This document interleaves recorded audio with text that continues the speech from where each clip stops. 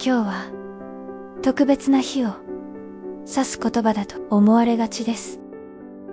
でも、記念日のためだけの言葉ではありません。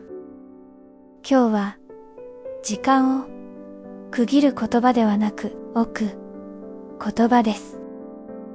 今日は境、うは受け取る、はは場、今日はとは境を作り、今を受け取り、ここに場を置くことです。